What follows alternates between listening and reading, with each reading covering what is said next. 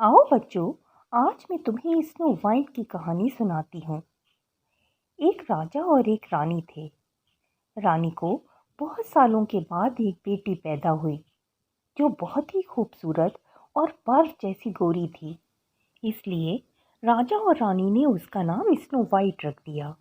राजा और रानी snow white को बहुत प्यार करते थे। धीरे धीरे हंसी खुशी वक्त बीतता गया। स्नो वाइट से महल में बहुत रौनक रहती। वह पूरे महल में खेलती कूदती और दिन भर चिड़ियों की तरह चहचहाती रहती। फिर एक दिन अचानक रानी की तबीयत बहुत खराब हो गई। राजा ने बहुत से डॉक्टर, वैद्य और हकीम को दिखाया, लेकिन आराम नहीं मिला। फिर एक दिन रानी ने राजा से कहा, स्वामी, मुझे लगता है अब मैं ठीक नहीं हो पाऊंगी। अगर मुझे कुछ हो जाए तो आप दूसरी शादी कर लीजिएगा। हमारी स्नो वाइट अभी बहुत छोटी है और उसे माँ के प्यार और देखभाल की बहुत ज़रूरत है। इस पर राजा ने उन्हें समझाया कि आप चिंता ना करें, आप ठीक हो जाएंगी, आपको कुछ नहीं होगा। लेकिन दिन पर दिन रानी की तबीयत बिगड़ती गई और अचानक एक दिन वह मर गईं। फिर स्नो वाइट बहुत उदास रहने लगी। यह देख राजा ने दूसरी शादी कर ली। राजा ने सोचा कि दूसरी रानी के आने पर राजकुमारी की सही से देखभाल और माँ की ममता मिल पाएगी। लेकिन दूसरी रानी राजकुमारी को बिल्कुल भी पसंद नहीं करती थी। स्नो वाइट इतनी प्यारी और खूबसूरत थी कि हर कोई उसकी तारीफ करता।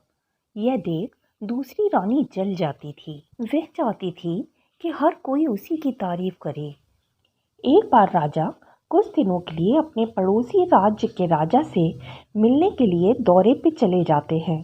दूसरी रानी के पास एक जादुई मिरर था। उस मिरर से कुछ भी सवाल करने पर वह सच सच जवाब देता था। राजा के पड़ोसी राज्य चले जाने पर उसने जादुई मिरर निकाला और जादुई मिरर से पूछा, जादू के मिरर, बताओ दुनिया में सबसे सुंदर कौन है? जादुई मिरर ने जवाब दिया, सबसे सुंदर आप हो, लेकिन आपसे भी सुंदर स्नो वाइट। यह सुनकर रानी को गुस्सा आ गया और उसने स्नो वाइट को घर से निकाल दिया। स्नो वाइट बहुत रोई, गिड़गिड़ाई कि मामा प्लीज़ मुझे घर से मत निकालो, मैं कहाँ जाऊंगी। लेकिन वो नहीं मानी और उसने उसे घर से निकाल दिया। स्नो वाइट रोती हुई महल से दूर चली गई। चलते चलते धीरे धीरे वह एक जंगल में पहुंच गई। अब रात हो चुकी थी। वह बहुत डर रही थी और उसे भूख भी लग रही थी और थक भी गई थी। तभी उसे पास में एक छोटा सा घर दिखाई दिया। वह उस घर के अंदर गई। उसने देखा वहाँ एक टेबल पे छोटी छोटी सी 7 कटोरियाँ, 7 प्लेट और खूब सारा खाना रखा हुआ है। उसे कस के भूख लग रही थी। खाना देखकर उसकी भूख और बढ़ गई। उसने खाना निकाला और खाना खाकर पानी पिया। फिर दूसरे कमरे में गई तो उसने देखा 7 बेड बिछे हुए हैं। दिन भर चलने की वजह से वह बहुत थक गई थी, इसलिए उन्हीं में से एक बेड में वह सो गई। वह घर एक 7 बौनों का था। शाम होते ही वह बौने काम से अपने घर पे लौट आए और घर आके उन्होंने देखा कि घर का दरवाज़ा खुला हुआ है। और जब वे अंदर आए तो उन्होंने देखा कि किसी ने खाना भी खाया है। फिर बेडरूम में आए तो देखा एक प्यारी सी खूबसूरत सी लड़की उनके पलंग पर सो रही है। बौनी गौर से उसे देखने लगी। उन्हें लगा जैसे कोई परी आके सो गई हो। फिर बौनों ने उसे जगाया और उससे पूछा कि तुम कौन हो। तब स्नो वाइट ने रो करके उन्हें अपनी पूरी कहानी सुनाई। बौनों को उसके ऊपर बहुत तरस आया और उन्होंने उसे अपने पास रख लिया। राजकुमारी खुशी खुशी बौनों के साथ रहने लगी। बौनी उसका बहुत ख्याल रखते। धीरे धीरे राजकुमारी बड़ी होने लगी। उधर महल में जब राजा दौरे से वापस आए तो गंदी रानी ने रो रो के राजा को झूठी कहानी बता दी कि स्नो वाइट खो गई है और बोली, मैंने उसे बहुत ढूंढवाया लेकिन वह नहीं मिली। फिर राजा ने अपने सैनिकों को भेज करके भी स्नो वाइट को काफ़ी ढूंढवाया, लेकिन वह तो बोनो के घर के अंदर रहती थी, इसलिए वह नहीं मिली। फिर एक दिन दूसरी रानी ने जादुई मिरर निकाला और पूछा, बता बता जादुई मिरर, दुनिया में सबसे सुंदर कौन है? तभी जादुई मिरर ने जवाब दिया, सबसे सुंदर आप हो, लेकिन आपसे भी सुंदर स्नो वाइट। यह सुनकर रानी को फिर गुस्सा आ गया। वह तो समझी थी कि उसने स्नो वाइट को घर से निकाल दिया तो उसे जंगल में जंगली जानवर खा गए होंगे। रानी ने एक गंदी बुढ़िया को बुलाया और उससे पैसे देकर कहा कि तुम्हें राजकुमारी को मारना है।